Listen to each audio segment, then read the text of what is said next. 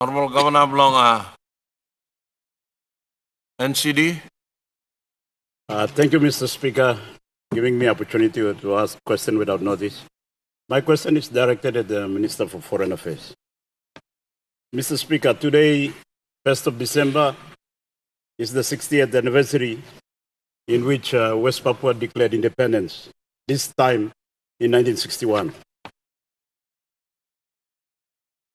When they declared independence in 1961, they had their official flag raised, the Morning Star. They had a legislature already in place, the West New Guinea Council. They also had an executive government, a standing army, and all the national symbols of a state, including their national anthem, Haitanaku Papua, O My Land Papua. Their territorial boundaries was precise and demarcated. Mr. Speaker, then in 1962, we all know Indonesia invaded, and the rest is history. Since then, we have adopted a policy that, may I say, is shameful and unethical. Hiding under a policy of friends to all, enemy to none, Mr. Speaker, might be a good policy against the rest of the world. But it's a total capitulation to Indonesian aggression, illegal occupation. It's more, Mr. Speaker, may I say, a policy of see no evil, speak no evil, and say no evil against the evil of Indonesia. So much has happened since, Mr. Speaker. We should be bordering on our conscience. How do we sleep at night when our people on the other side are subject to so much violence, racism, deaths, and destruction? How can we call ourselves Christians when fellow Christians are subject to so much abuses on their own land? How can we hold ourselves high as the biggest Melanesian state when the other half of our land, who we share the same ancestors, same culture, languages, tradition, songs, dance, rivers, mountains, and seas, continue to live as if they don't exist? In the recent past, Mr. Speaker, priests have been killed, thousands of people have fled their homes and become internal refugees. Some have crossed over to our side of this island. One land. No one has complained or expressed concern or uttered protest. And at this juncture, Mr. Speaker, I want to note Prime Minister raising the concern at the United Nations. I give credit to him. Even the people who crossed over recently are from the same tribe as the Min people on our side, speaking same languages, sharing same ancestry, and we have not said much, nothing. So, Mr. Speaker, that's the context to my question. I will ask my questions now. Number one, are we going to revise our policy towards West Papua and adopt a more ethical, morally courageous policy? Number two, do we have plans to raise the matter in the Melanesian Sphere group? And if so, when?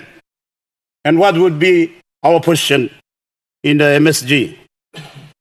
Number three, what have we done or plan to do to apply pressure on Indonesia to allow the United Nations human rights rapporteurs to visit the territory to inquire into specific human rights complaint and the general human rights condition in West Papua, consistent with the resolution of the Pacific Islands Forum in 2019. And I give credit also in that respect to Prime Minister raising it at the Pacific Islands Forum in 2019. Number four, what steps are we doing to assist the ACP countries escalate the resolution adopted in Nairobi, Kenya, on West Papua to the United Nations? And on this note, too, I give credit to our former Foreign Minister, member for Haitapelumi, and our member for Esala, was the Justice Minister at the time, They were courageous, Mr. Speaker. They were courageous and they raised the issue. It's now a resolution of 192 countries of the Asia, Africa, Pacific, and Caribbean countries. Number 5 question. Considering that Papua New Guinea is a key member of MSG, and MSG has recognized the United Liberation Movement for West Papua as an observer member at the MSG, what plans do we have to provide support to the United Liberation Movement for West Papua? Can we allocate them funds from our budget? Or can we allocate them space here in PNG to set up an office so that they can pursue their legitimate right to self-determination? Mr. Speaker, imagine in 1974, when Grand Chief Somare got our House of Assembly to declare us as a self-government or self-governing state, and Indonesia invaded and nobody uttered a word. Imagine where we would be now. Imagine too, Mr. Speaker, that in 1980, when the French manipulated Jimmy Stevens to do this, whatever, secession in Espiritu Santo. And we must give credit to Sir Julius Chen, he was the Prime Minister then. Without the Kumul Force intervention, maybe Vanuatu would not be independent now. This is the dilemma, the plight that the West Papuans find themselves. And we continue to remain silent. We continue to live in fear. We continue to allow fear to dictate our policy and our action. When are we going to summon the courage to talk and speak? Why are we afraid of Indonesia? We have a point of order.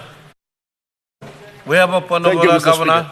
Mr. Speaker, with greatest respect to the Governor for NCD, standing order clearly says that questions cannot be challenged at government.